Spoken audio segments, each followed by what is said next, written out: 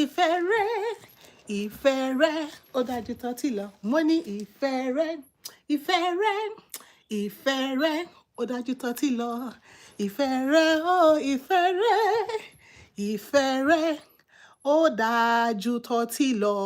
Ìmáfo, ìmáfo, ìmáfo, afọ́nàkánú kan. Ìmáfo, ìmáfo, ìmáfo, afọ́nàkánú kan. Ìmáfo, ìmáfo, ìmáfo, afọ́nàkánú kan. Ìmáfo, ìmáfo, ìmáfo, afọ́nàkánú kan. Your love, your love, your love is better than wine. Your love, oh, your love is better than wine. Your love, oh, your love is better than wine. Your love, oh, your love is better than wine. Yep. Yes, that's biblical romance. And listen, biblical romance is only for people who are married.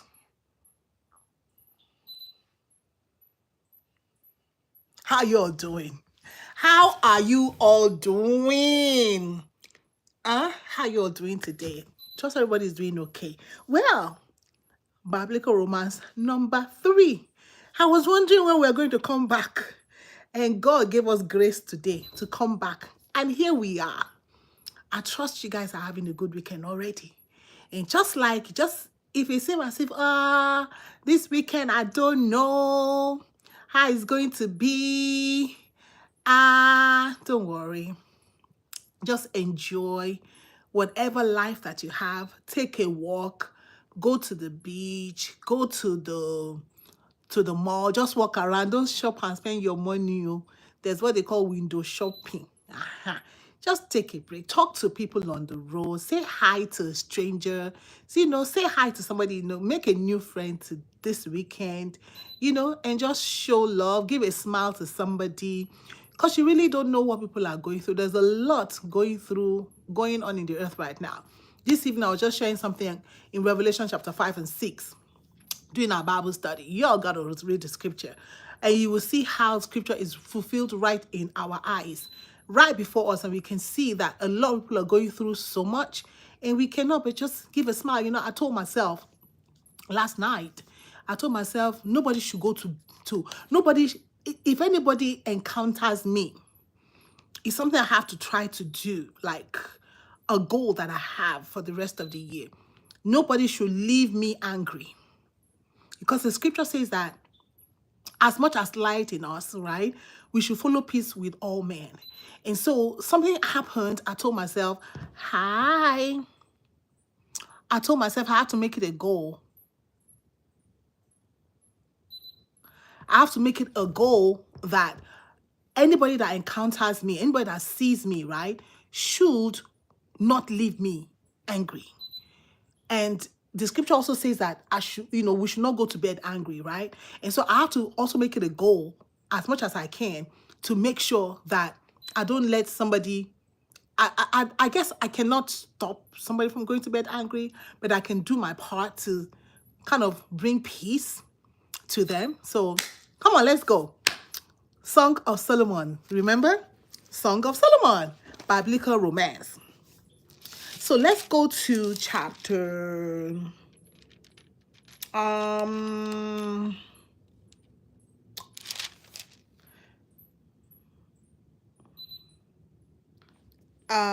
what are we going to do now? Oh yeah, chapter 6, guys. Chapter 6. Chapter 6 says, whither is thy beloved gone? So in chapter 5, the beloved, should we even do chapter 5? Okay, good. Yeah, we do chapter 5. Yes, let's do it. And so, remember the 4 characters in this Song of Solomon. The Shulamite woman, the lover boy, the husband or the groom, and Uncle Solomon, King Solomon, and then the daughters of Jerusalem. Chapter 5. I am come into my garden, my sister, my spouse. the husband, the groom talking. I have gathered my myrrh with my spice. I have eaten my honeycomb with my honey. I have drunk my wine with my milk. Eat, O friends, drink ye, drink abundant, O beloved. I sleep, but my heart awaketh. It is the voice of my beloved that knocketh, saying, open to me, my sister, my love, my dove, my undefiled, my undefiled. The Bible says that the marriage is honorable, the bed undefiled. Solomon was trying. Solomon was trying, Solomon was trying this girl, with all his riches and his wealth. And it also shows, how the world can be very enticing to us. The world can be really enticing to us, but we have to make sure that nothing takes us away from the Lord Jesus. Don't let nothing take you away from the Lord Jesus. This Shulamite woman, hey David, how are you? The Shulamite woman, it says, my beloved, my undefiled. Let me do something here. Oh dear. Come on, buddy.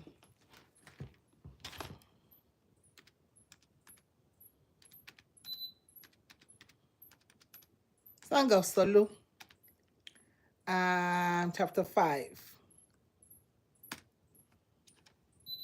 Okay.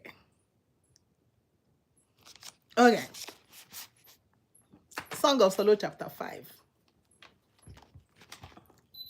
Make our world easier. Okay, guys. How y'all doing? Okay. So it says, and okay, let's do this. Where are we? Where are we? Where are we? Where are we, guys? Yeah. Open to me, verse 2, right? He says, I slept on my heart. Open to me, my sister, my love, my dove, my perfect one, for my head is wet with dew. He says, remember, it says, my undefiled.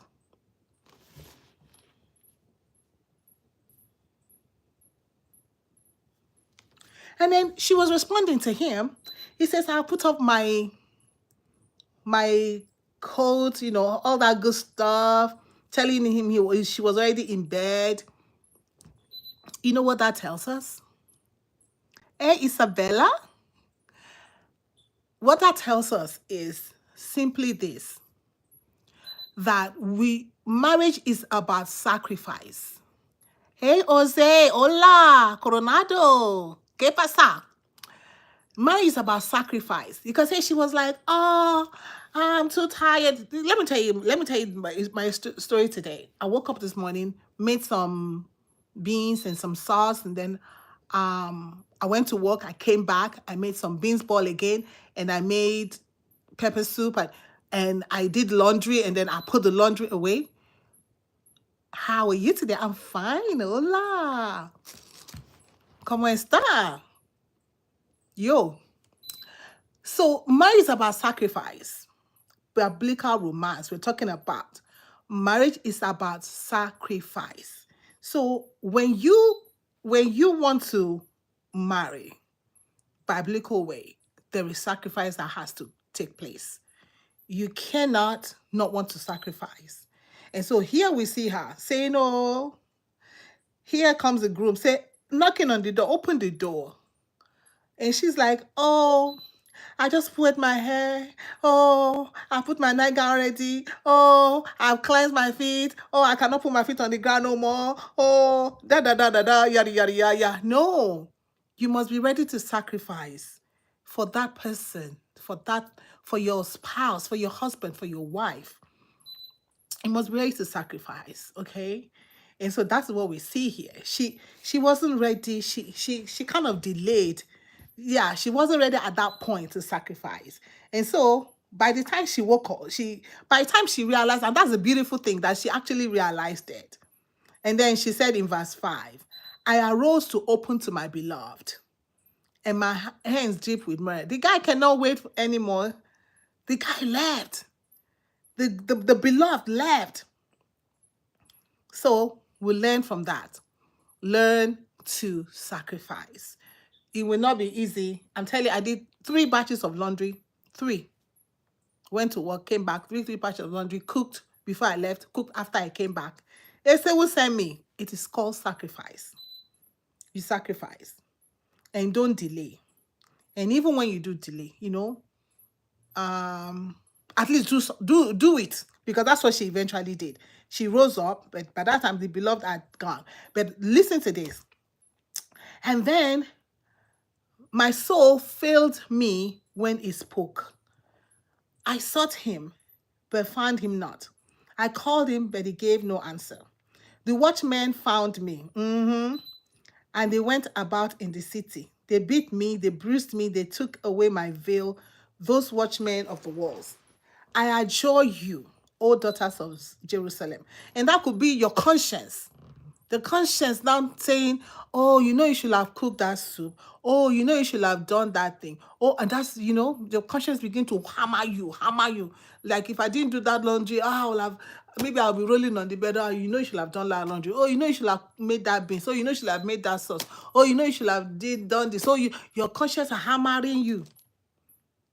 Then I adjure you, O daughters of Zion, of Jerusalem, if you find my beloved, that you tell him, I am sick with love. I love that. But listen to verse 9, and that's where we're going, another place we're going today. What is your beloved more than another beloved? Yes. Oh, most beautiful among women. Where did they get that from? Whatever you call your spouse, people around you will call your spouse that. Remember that the beloved always call her fairest among women, most beautiful. You are beautiful. You are this, you are, but good stuff.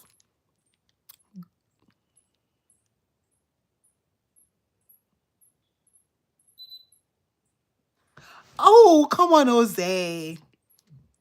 Jose, you're gonna be all right. He was always saying beautiful things about her. And so the daughters of Jerusalem had to say the same thing about her. And we talked about the way you talk about your spouse, whether to your friends, whether to your family, whether I grew up in a church that the leader's wife was asking me, because, some people go to talk about their husband to her. And one time she was bold enough to actually accost me and say, how come I don't come to talk about my husband to her? I got nothing to say to you about my husband. That's how it is. I have nothing to say to you about my husband, period. Let me deal what I want to deal with by myself with God. God answer me good. Answer me and God. Shebi is my father. Ajo jokoti. Atebati. That is the way I look at life. And that is my conviction. Because when you talk about your spouse to somebody in a negative way, look at the daughters of Jerusalem. What is your beloved? What is your beloved more than another beloved? Oh, most beautiful among women. What sets your beloved different from other people? My husband is different. He says, remember we talked about saying that I am my beloved and my beloved is mine. God made Adam, created Eve for Adam. Eve, one rib, and help meet for him. That is it. One Adam, one Eve. So you are your beloved, and your beloved is yours. What is your beloved more than another? What is your beloved more than another beloved that you just be telling us to go and look for your beloved for you? My beloved is my own. No, it does not belong to anybody else. I am the help that is fit for him. You are the help that is fit for him. You are the one that God created for her.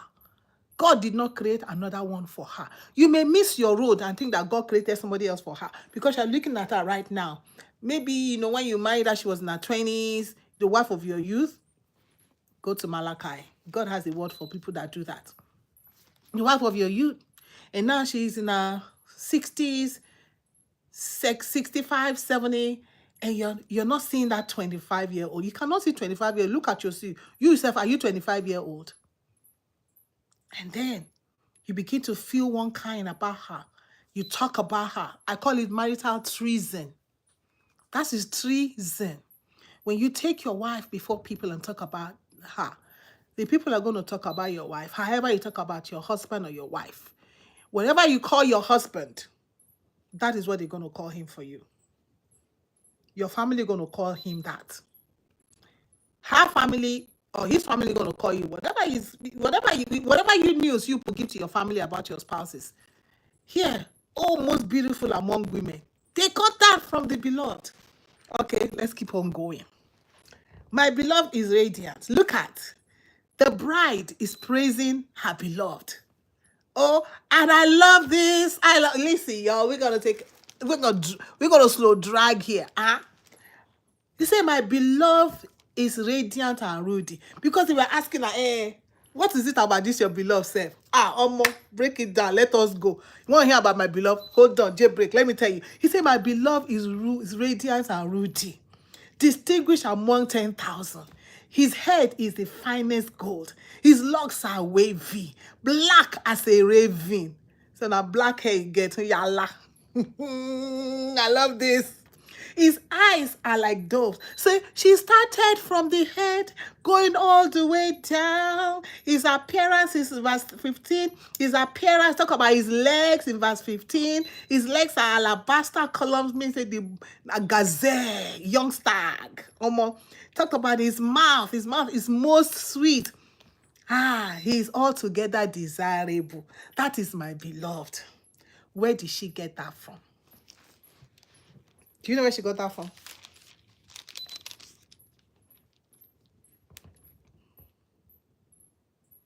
Chapter 2. Chapter 2, when the beloved was showering her too. What you give, you will get in return.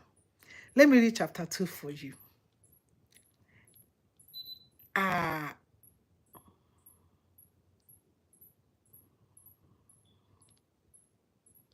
No, is it chapter 2?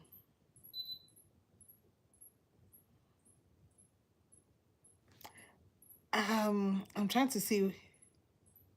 Oh, where he was talking about the beloved.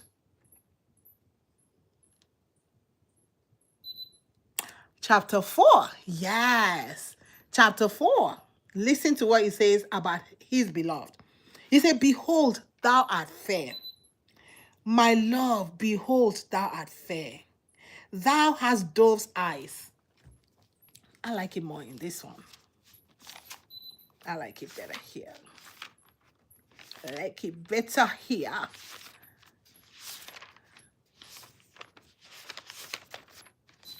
Yeah, la la. I'm telling you, we're going to slow drag a little bit. A little bit. Ecclesiastes, Song of Solomon, chapter 4. Y'all listen. This is what he said about her. Your hair is like a flock of goats moving down the slopes of Gilead. Your teeth are like a flock of shorn hares that have come up from the washing. Right. All of which bear twins, no gap. And not one among them is bereaved, no gap. Your lips are like a scarlet thread, and your mouth is lovely. Your cheeks are like halves of a pomegranate behind your veil. Your neck is like, he went on and on in chapter 4. The beloved talking about her. And so, listen, what you sow, you will reap. What you put in your wife, it will come out. If you are the kind, let me not go there. Let me not go there. God said, I will make you an herb that is meat for you. Sit on that word. Sit on that word. Sit on it. Chew on it. Chew on it. I will make you an herb that is fit. The thing that is befitting you, I will give to you.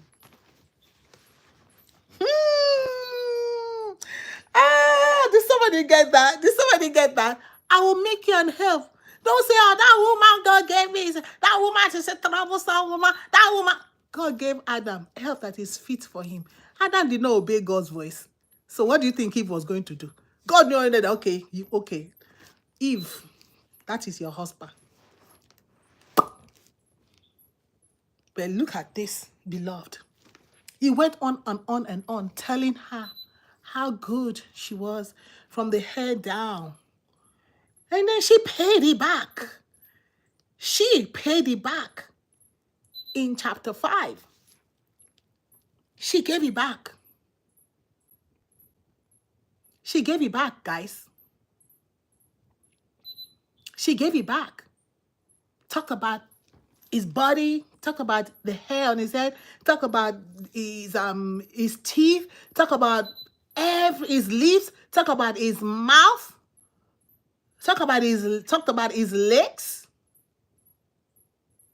And she said, "This is my beloved." I love that. So whatever you see in your wife, whatever you see in your husband, that is your beloved. We are not going to love to hear that. This is my beloved.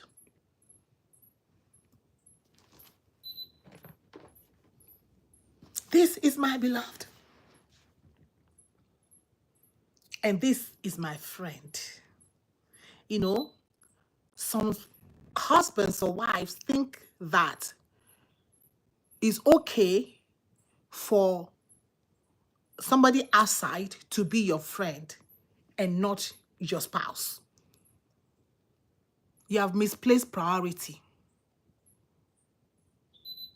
This is my beloved and this is my friend.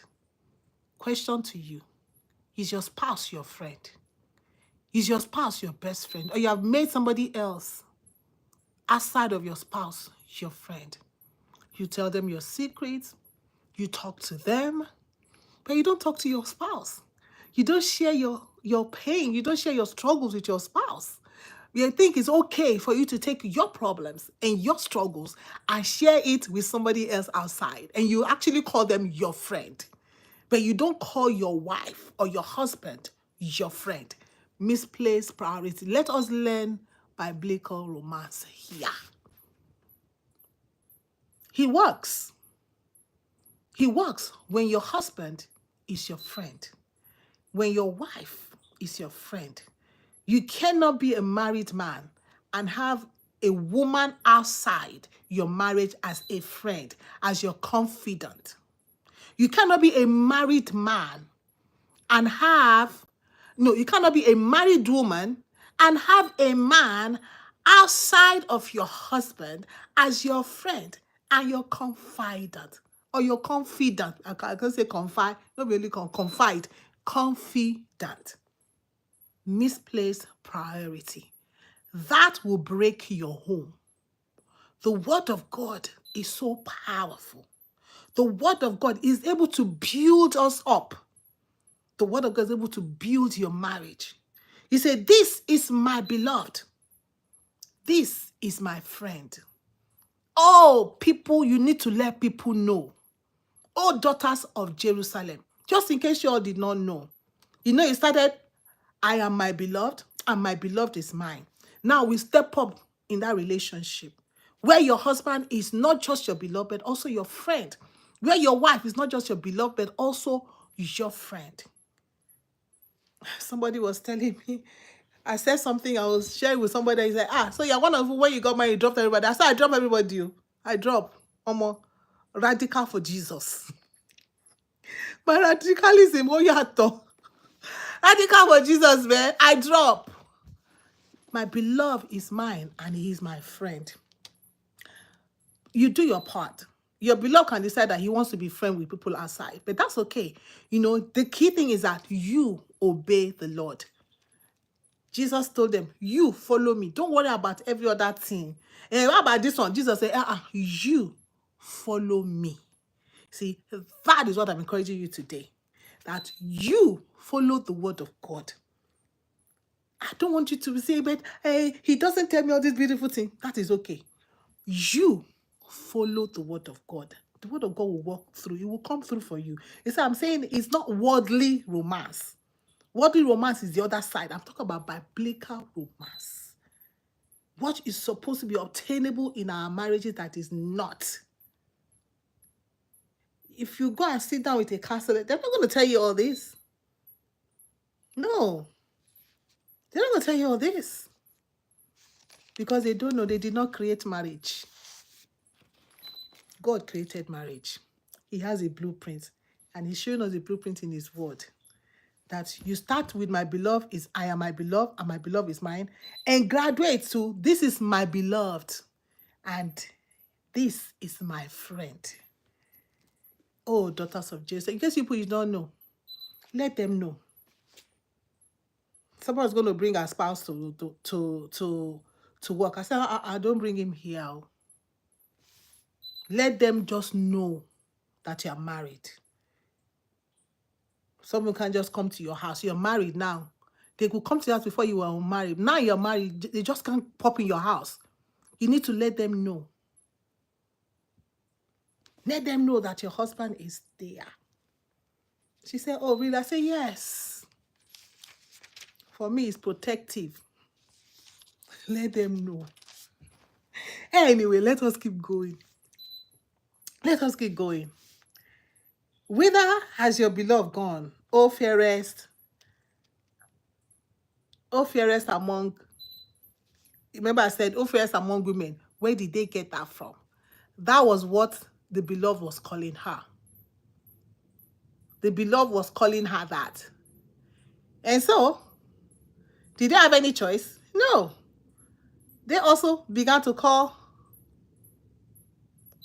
her what the beloved was calling her. Oh, fairest among women. However you call your wife, people will call her for you. However you call your husband, people will call him for you. Whatever you say about her or him, people will going to repeat the same thing, either to you or to other people about your spouse. Where did it come from? It came from you. Take responsibility. Repent. Today, I begin to polish again. Begin to polish him. Begin to polish her.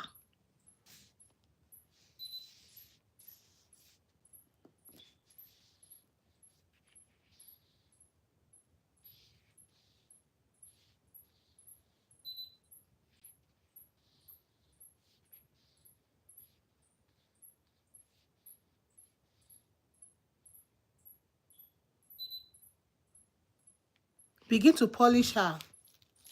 Begin to polish him. Let me read you all something. Listen, guys. Let me read you all something. Where is it?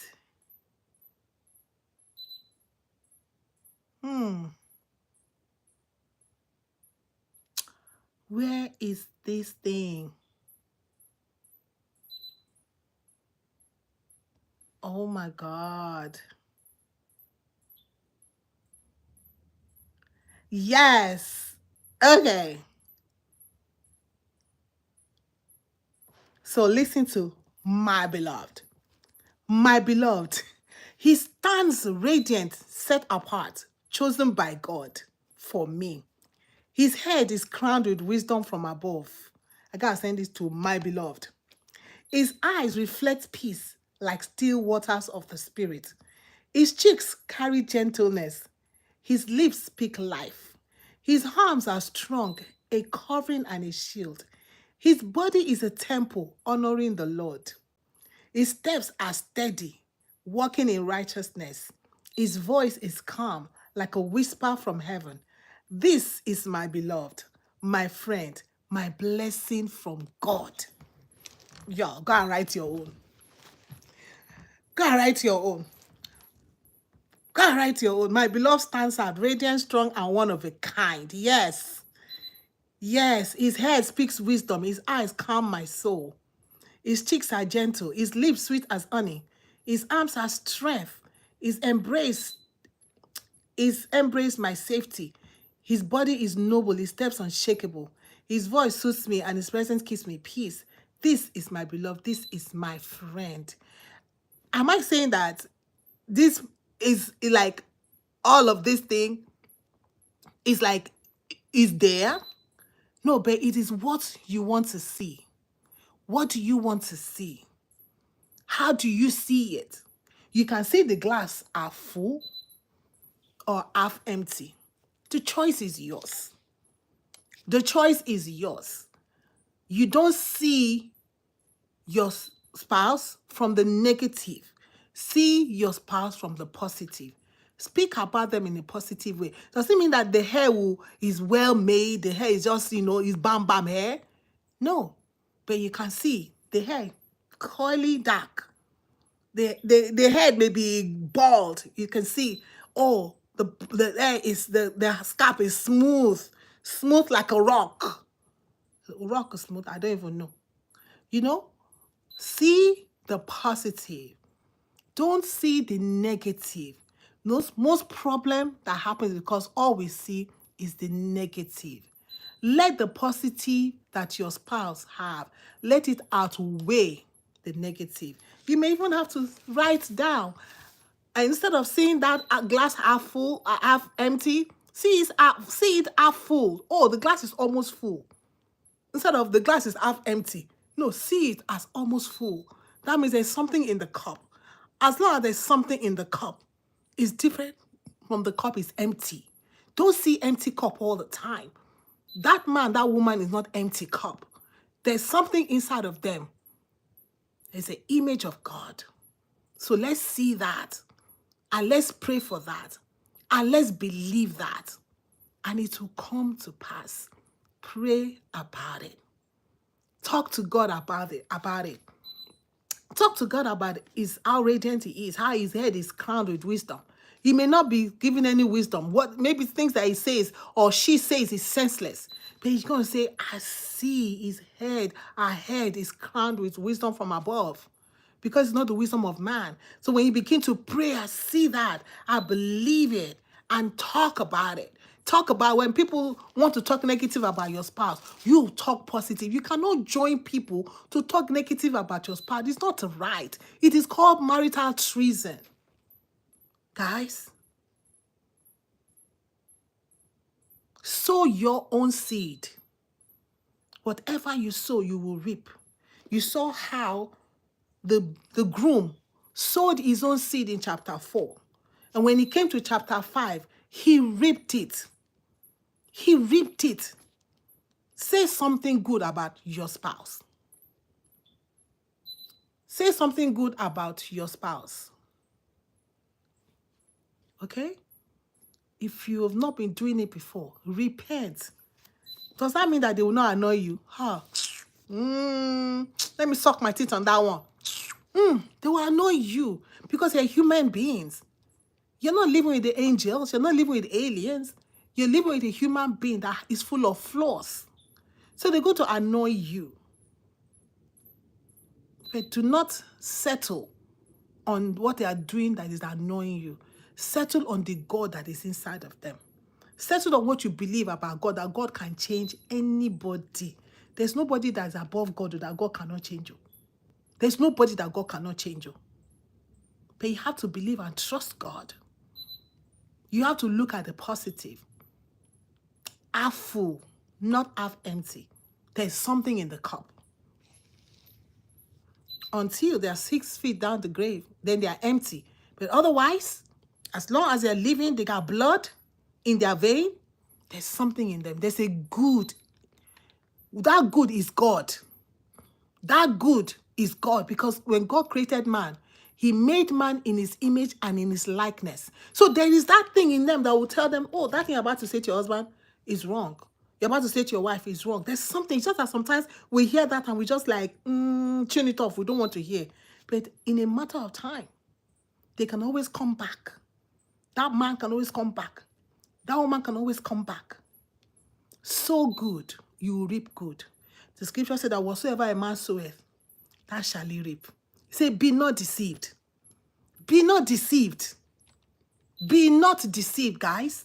Whatsoever we sow, we will reap. So the problem is that we are waiting for somebody to sow. I'm waiting for my wife to do it first. I'm waiting for my husband to do it first. No. The scripture says that he that knoweth to do good and does not do that good, he said to that person, it is sin. So if you know that it is good for you to say something positive, to think, the Bible says that we should think about things that are just, things that are pure, things that have good report. You know that that's what you should be thinking about. Every human being you see, not even just your wife or your husband alone. You should not have bad thoughts about a human being created in the image and likeness of God, because we did not create anybody and we don't know God's destiny for them. We don't know where God is taking them. We don't know where God is bringing them from. We really don't know. Paul was a persecutor of the church. The church had no idea that God was going to save him. If it's our present day church, they have been entering 40 days fast for God to terminate Paul's life. But God had destiny for him. The church were not praying that God should save him. No. There's no record of that. Because if you know the way human beings are, we rather cry that God should buy somebody that is disturbing them. Whereas God has a mind to save that person. God has a mind to save your husband and save your wife. Why are you giving them up for destruction, guys?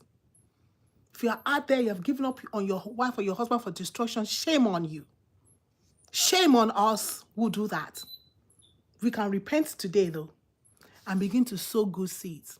Whatever we will sow, we will definitely reap. So if you are sowing good, keep sowing good, because the scripture said that you should not be weary in well-doing. For in due season, it says in due season, we will reap if we faint not. So don't faint in your standing the good way, in your not talking back, in your not talking bad about your spouse to anybody.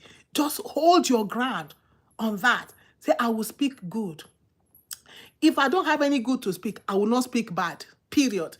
So if instead of me to speak bad, I will not say anything. Just tell yourself that.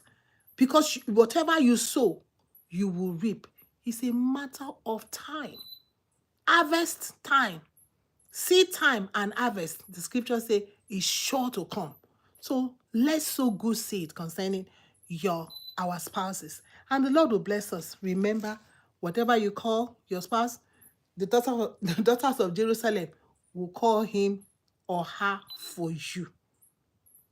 If you sow good seed, look at them. He looked in chapter 4, from the hair all the way down.